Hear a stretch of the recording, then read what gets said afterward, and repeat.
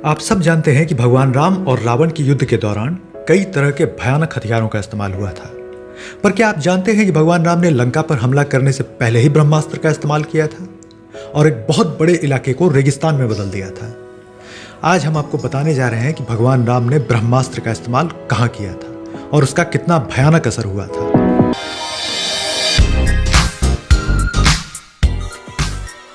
और भी बेहतरीन वीडियोस के लिए हमारे YouTube channel word to word news को अभी सब्सक्राइब करें। जब विनम्र स्वभाव के श्री राम को आया क्रोध। बात उस समय की है जब भगवान राम पूरी सेना के साथ समुद्र के तट पर पहुंच गए थे। उस समय किसी को भी समुद्र पार करने का रास्ता नहीं मिल रहा था। तब भगवान राम ने 3 दिन तक समुद्र की उपासना की ताकि समुद्र खुद ही लंका तक जाने का रास्ता दे दे। पर जब 3 दिन तक उपासना करने के बाद भी समुद्र देव प्रकट नहीं हुए, तब विनम्र रहने वाले भगवान श्री राम को क्रोध आ गया। उन्होंने तुरंत अपने धनुष की प्रत्यंचा चढ़ा दी। इससे चारों दिशाओं में प्रचंड ध्वनि हुई। इसके बाद भगवान राम ने एक के बाद एक कई बाण समुद्र की ओर छोड़ दिए, जिससे समुद्र के जल में कोलाहल मच गया। भयानक लहर उठने लगी। सभी जीव जंतु इससे डर गए। लक्ष्मण जी ने पकड़ लिया भगवान राम का हाथ। भगवान राम ने एक बार फिर धनुष की प्रत्यंचा खींची। पहले ही इतनी भयानक स्थिति देखकर लक्ष्मण जी से नहीं रहा गया। उन्होंने भगवान राम का हाथ पकड़कर रोकने की कोशिश की। उन्होंने भगवान राम से कहा, आप जैसे वीर क्रोध के अधीन नहीं होते हैं। आप चाहें तो बिना समुद्र को सुखाए भी वानरों को समुद्र के पार करा सकते हैं। पर भगवान राम काफी क्रोध में थे। उन्होंने कहा कि हे महासागर, मैं आज तुझे पाताल सहित सुखा दूंगा। यहाँ पर सिर्फ बालू का ढेर बचेगा और तेरे अंदर रहने वाले सारे जीव नष्ट हो जाएंगे। भगवान राम ने उठा लिया ब्रह्मास्त्र। इसके बाद क्रोध में भगवान राम ने ब्रह्मदंड जैसा एक बाण उठाया और उसे ब्रह्मास्त्र से अभिमंत्रित कर दिया। उसके बाद उन्होंने जैसे ही उसे धनुष पर चढ़ाया, चारों ओर हाहाकार मच गया। चारों दिशाओं में बिजलियां कड़कने लगी, उल्कापात होने लगे। समुद्र के अंदर भयानक कोलाहल मच गया। समुद्र में जल काफी बढ़ गया। ऐसा लग रहा था जैसे प्रलय आ जाएगा।